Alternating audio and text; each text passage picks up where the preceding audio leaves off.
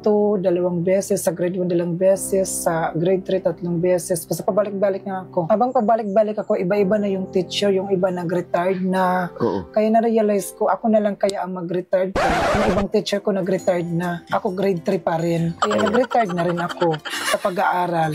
Pinaaral ko na lang yung pamangkin ko. Siya na lang pinag-aaral ko. Sabi ko, mag-aaral ka ng mabuti. Huwag mo unahin yung kalandian mo. So, bakit si Miss Catering ay... Hindi ko na tinapos kasi hindi dahil sa nahihiya ako. Dahil ilang taon na ako. Pero grade 3 pa rin ako. Pero Bakit? Mahina ka ba sa class? wala na rin. Na wrong way na yung pagkatao ko. Bakit? Parang gusto ko lang din makapag-aral. Parang napariwara ako. Habang nag-construction ako, nakatambay ako sa barkada, ganon. Walang focus sa school talaga. Pero sa umaga, construction ako noon. Tapos sa anong gabi, nagtambay na ako. Parang construction sa umaga, pokpok sa gabi. Lady dog.